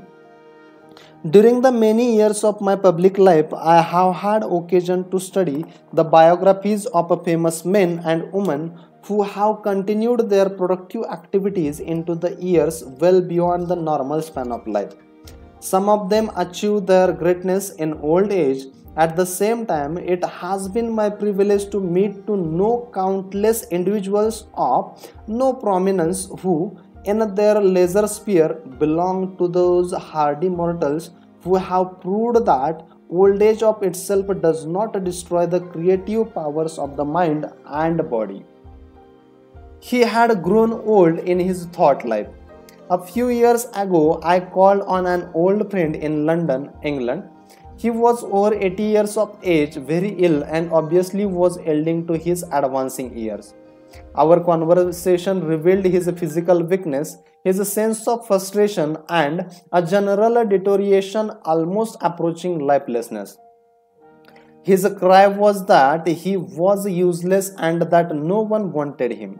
With an expression of hopelessness, he betrayed his false philosophy: we are born, grow up, become old, good for nothing, and that's the end. This mental attitude of fertility and worthlessness was the chief reason for his sickness. He was looking forward only to sensing, and after that, nothing. Indeed, he had grown old in his thought life, and his subconscious mind brought about all the evidence of his habitual thinking. Age is the dawn of wisdom. Unfortunately, many people have the same attitude as this unhappy man. They are afraid of what they term old age, the end and extinction, which really means that they are afraid of life. Yet life is endless. Age is not the flight of years but the dawn of wisdom. Wisdom is an awareness of the tremendous spiritual powers in your subconscious mind and the knowledge of how to apply these powers to lead a full and happy life. Get it out of your head once and for all that 65, 75 or 85 years of age is synonymous with the end of you or anybody else. It can be the beginning of a glorious, fruitful, active and most productive life pattern better than you have ever experienced. Believe this, expect it, and your subconscious will bring it to pass. Welcome the change. Old age is not a tragic occurrence. What we call the aging process is really change. It is to be welcomed joyfully and gladly, as each phase of human life is a step forward on the path which has to end. Man has powers which transcended his bodily powers. He has senses which transcend his 5 physical senses. Scientists today are finding positive, indisputable evidence that something conscious in man can leave his present body and travel thousands of miles to see, hear, touch, and speak to people, even though his physical body never leaves the couch on which it reclines. Man's life is spiritual and eternal. He needs never grow old, for life or God cannot grow old. The Bible says that God is life and life is self-renewing, eternal, indestructible, and is the reality of all men. Evidence for survival. The evidence gathered by the psychical research societies both in Great Britain and America is overwhelming. You may go into a large metropolitan library and get volumes on the proceedings of the Physical Research Society based on findings of distinguished scientists on survival following so-called death. You will find a startling report on scientists experiments establishing the reality of life after death in the Case of Psychic Survival by Carrington, Director of American Psychical Institute. Life is. A woman asked Thomas Edison, the electrical wizard, "Mr. Edison, what is electricity?" He replied, "Mundane electricity is, use it." Electricity is a name we give an invisible power which we do not fully comprehend, but we learn all we can about the principle of electricity and its uses. We use it in countless ways. The scientist cannot see an electron with his eyes, yet he accepts it as a scientific fact because it is the only valid conclusion which coincides with his other experimental evidence. We cannot see life, however, we know we are alive. Life is, and we are here to express it in all its beauty and glory. Mind and spirit do not grow old. The Bible says, "And this is a life eternal, that they might know the only true God." The man who thinks or believes that the earthly cycle of birth, adolescence, youth, maturity, and old age is all there is to life is indeed to be pitied. Such a man has no anchor, no hope, no vision, and to him life has no meaning. This type of belief brings frustration, stagnation, cynicism, and a sense of hopelessness, resulting in neurosis and mental aberrations of all kinds. If you cannot play a fast game of tennis or swim as fast as your son, and if your body has slowed down or you walk with a slow step, remember life is always clothing itself anew. What men call death is but a journey to a new city in another dimension of life. I say to men and women in my lectures that they should accept what we call old age gracefully. Aging has its own glory, beauty, wisdom which belong to it. Peace, love, joy, beauty, happiness, wisdom, goodwill, and understanding are qualities which never grow old or die. Ralph Emerson, poet and philosopher, said, "We do not count a man's years until he has nothing else to count." I need to repeat this. This is very much interesting. Emerson said that we do not count a man's years until he has nothing else to count. Your character, the quality of your mind, your faith, and your convictions are not subject to decay. You are as young as you think you are. I give public lectures in Caxton Hall, London, England every few years, and following one of these lectures, a surgeon said to me, I am 84 years of age, I operate every morning, visit patients in the afternoons, and I write for medical and other scientific journals in the evening. His attitude was that he was as useful as he believed himself to be, and that he was as young as his thoughts. He said to me, it's true what you said, man is as strong as he thinks he is and as valuable as he thinks he is. This surgeon has not surrendered to advancing years. He knows that he is immortal. His final comment to me was, if I should pass on tomorrow, I would be operating on people in the next dimension, not with a surgeon's scalpel, but with a mental and spiritual surgery. Your gray hairs are an asset. Don't ever quit a job and say, I'm retired, I'm old, I'm finished. That would be stagnation, death, and you would be finished. Some men are old at 30 while others are young at 80. The mind is the master weaver and the architect, the designer and the sculptor.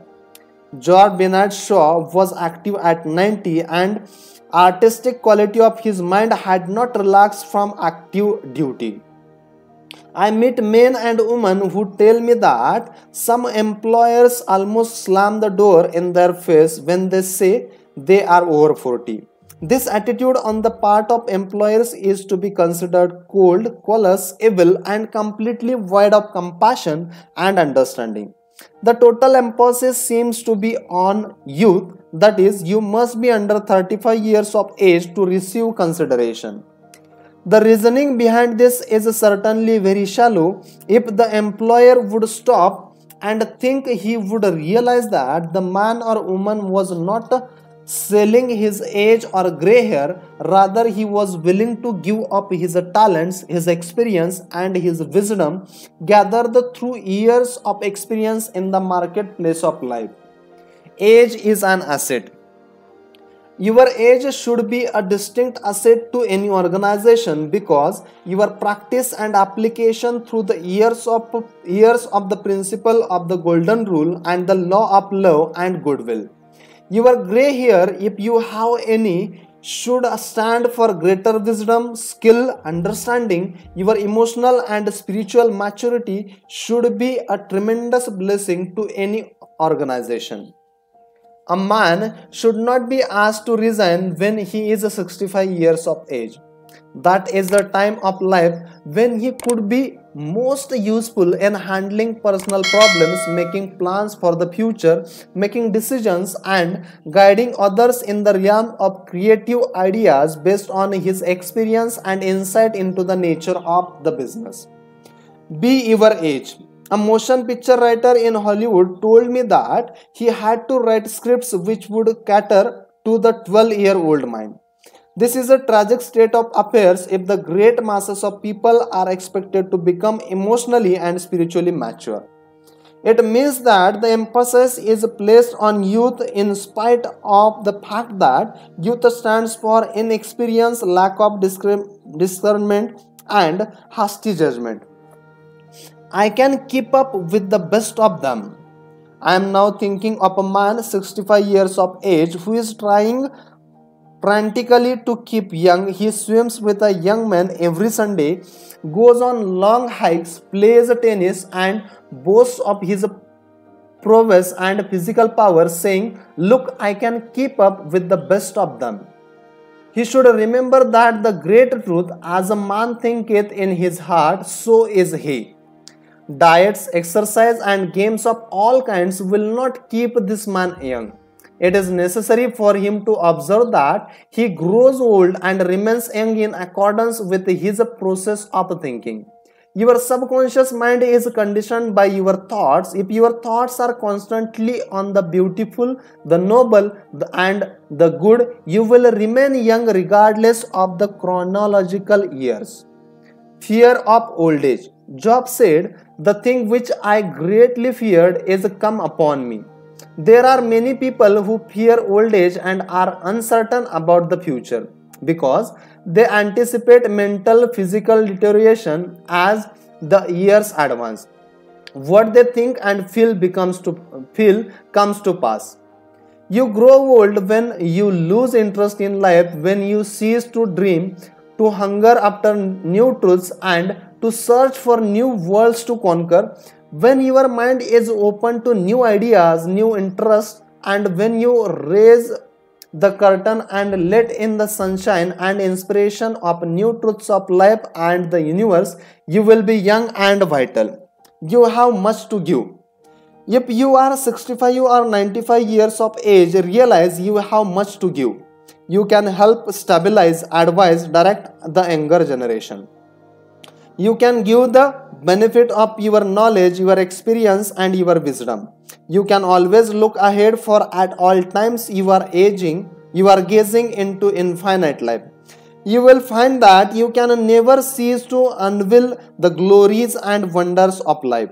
Try to learn something new every moment of the day, and you will find your mind will always be young. 110 years old. Some years ago, while lecturing in Bombay, India, I was introduced to a man who said he was 110 years old. He had the most beautiful face I have ever seen. He seemed transfigured by the radiance of an inner light.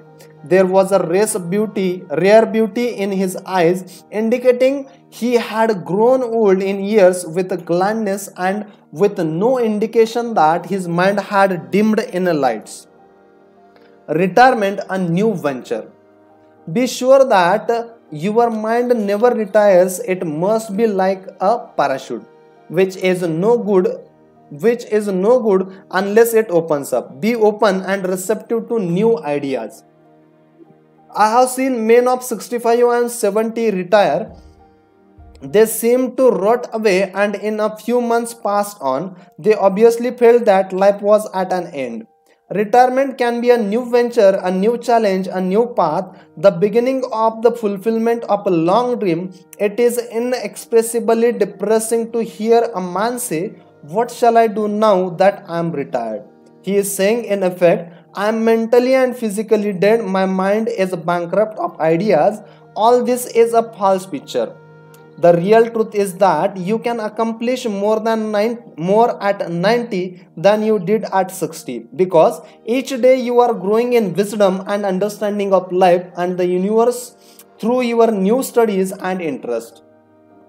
He graduated to a better job.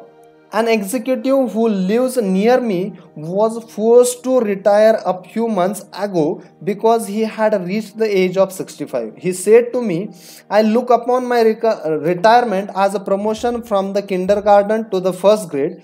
He philosophized in this manner. He said that when he left high school, he went up the ladder by going to the college. He realized this was a step forward in his education and understanding of life in general. Likewise, he added, now he could do the things he had always wanted to do, and therefore his retirement was still another step forward on the ladder of life and wisdom. He came to the wise conclusion that he has no longer going to concentrate on making a living. Now he was going to give all his attention to living life. He is an amateur photographer and he took additional courses on the subject. He took a trip around the world and took movies of famous places. He now lectures before various groups, lodges and clubs and is in popular demand. There are countless ways of taking an interest in something worthwhile outside yourself. Become enthusiastic over new creative ideas, make spiritual progress and continue to learn and to grow. In this manner, you remain young in heart because You are hungering and thirsting after new truths, and your body will reflect your thinking at all times. You must be a producer and not a prisoner of society. The newspapers are taking cognizance of the fact that the voting population of elderly in California elections is increasing by leaps and bounds. This means that their voices will be heard in the legislature of the state and also in the halls of Congress. I believe there will be enacted and federal law prohibiting employers from discriminations against men and women because of age. A man of 65 years may be younger mentally, physically, and physiologically than many men at 30. It is stupid and ridiculous to tell a man he cannot be hired because he is over 40. It is like saying to him that he is ready for the scrap heap or the junk pile. What is a man of 40 or over to do? Must be bury his talents and hide his light under a bushel. Men who are deprived and prevented from working because of age must be sustained by government treasuries at country, state, and federal levels. Many times organizations who refuse to hire them and benefit from their wisdom and experience will be taxed to support them. This is a form of financial suicide. Man is here to enjoy the fruit of his labor, and he is here to be a producer and not a prisoner of society, which compels him to idleness. Man's body slows down gradually as he advances through the years, but his conscious mind can be made much more active, alert, alive, and quickened by the inspiration from his subconscious mind. His mind is a reality, never grows old. Job said, "Oh, that I were as in months past, as in the days when God preserved me, when his candle shined upon my head, and when by his light I walked through darkness, as I was in the days of my youth, when the secret of God was upon my table." Secret of youth. To recapture the days of your youth, feel the miraculous healings of self-renewing power of your subconscious mind moving through your whole being. Know and feel that you are inspired, lifted up, rejuvenated, revitalized, and recharged spiritually. You can bubble over with enthusiasm and joy as in the days of your youth, for the simple reason that you can always mentally and emotionally recapture the joyous state. The candle which shines upon your head is a divine intelligence and reveals to you everything you need to know. It enables you to affirm the presence of your good regardless of appearances. You walk by the guidance of your subconscious mind because you know that the dawn appears and the shadows flee away. Get a vision. Instead of saying I am old, say I am wise in the way of the divine life.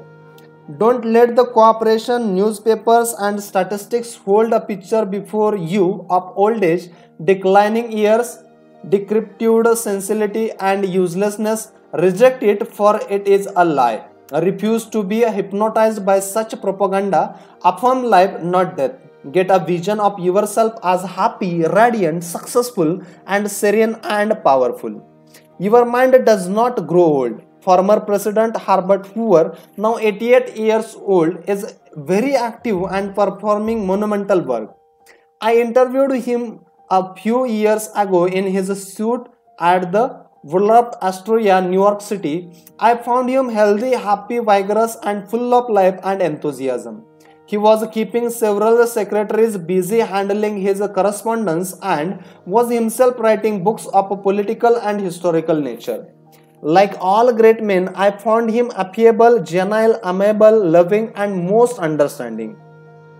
His mental acumen and sagacity gave him the thrill of lifetime. He is a deeply religious man and is full of faith in God and in the triumph of eternal truth of life. He was subjected to a barrage of criticism and condemnation in the years of Great Depression, but He weathered the storm and did not grow old in hatred, resentment, ill will, and bitterness. On the contrary, he went into the silence of his soul and communicating with the divine presence within him, he found the peace which is the power at the heart of God. His mind active at 99. My father learned the French language at 65 years of age and became an authority on it at 70. He made a study of Gaelic when he was over 60 and became an acknowledged and famous teacher of the subject. He assisted my sister in a school of higher learning and continued to do so until he passed away at 99. His mind was as clear at 99 as it was when he was 20. Moreover, his handwriting and his reasoning powers had improved with age. Truly, you are as old as you think and feel. We need our senior citizens. Marcus Porus Cato, a Roman patriot, learned Greek at 80. Mundane Erskine Schumann Henk, a great German-American contralto, reached the pinnacle of the musical success after she became a grandmother. It is wonderful to behold the accomplishments of the old stars. General Doth MacArthur, Harry Truman, General Dwight Wismer, and American financier Bernard Bernanke are interesting, active, and contributing their talents and wisdom to the world. The Greek philosopher Socrates learned to play musical instrument when he was 80 years old. Michelangelo was painting his greatest canvas at 80, and at 80, Siasco Simonides won the prize for the poetry. Jones was great finished first, and Leopold one commented his history of the world, which he finished at 92. Alfred Tennyson wrote a magnificent poem, Crossing the Bar, at 83. Isaac Newton was hard at work close to 85, and at 88, John Wesley was directing, preaching, and guiding the Methodism. We have several men of 95 years who came to my lectures and they tell me they are in better health now than they were at 20. Let us place our senior citizens in high place and give them every opportunity to bring forth the flowers of paradise. If you are retired, get interested in the laws of life and the wonders of your subconscious mind. Do something you have always wanted to do. Study new subjects and investigate new ideas. Pray as follows. As the heart panteth after the water brooks, as the panteth my soul after thee. The fruits of old age. His flesh shall be fresher than a child. He shall return to the days of his youth. Old age really means the contemplation of the truth of God from the highest standpoint. Realize that you are on an endless journey, a series of important steps in the ceaseless, tireless, and endless ocean of life. Then with the planters you will say, they shall still bring forth fruit in old age, they shall be fat and flourishing. But the fruit of the Spirit is love, joy, peace, patience, gentleness, goodness, faith, then meekness, temperance. Against such there is no law. You are the son of infinite life, which knows no end, and you are a child of eternity. That's it as far as chapter number 20 is concerned. Let us go ahead with the profitable pointers of chapter number 20. First one, patience, kindness, love, goodwill, joy, happiness, wisdom, and understanding are qualities which are never old. Cultivate them and express them and remain young in mind and body. Second one, some research physicians say that neurotic fear of the effect of time may well be the cause of premature aging. Third one, age is not the flight of years, it is the dawn of wisdom in the mind of man. Fourth one, the most productive years of your life can be from 65 to 95. Fifth one, welcome the advancing years. It means you are moving higher on the path of life which has no end. Sixth one, God is life and that is your life now. Life is a self-renewing, eternal and indestructible and is a reality of all men. You live forever because your life is God's life. Seventh one, evidence of survival after death is overwhelming. Study proceedings of Physical Research Society of Great Britain and America in your library. Outstanding scientists base the work on the scientific research for over 75 years. Eighth one, you cannot see your mind, but you know you have a mind. You cannot see spirit, but you know that the spirit of the game and the spirit of artist, the spirit of musician and the spirit of the speaker is real. Likewise, the spirit of goodness, truth and beauty moving in your mind and heart are real. You cannot see life, but you know you are alive. Ninth one, old age may be called the contemplation of truth of God from the highest standpoint. The joy of old age are greater than those of youth. Your mind is engaged in spiritual and mental athletics. Nature slows down your body so that you may have the opportunity to meditate on things divine. 10th one, we do not count a man's years until he has nothing else to count. Your faith and conviction are not subject to decay.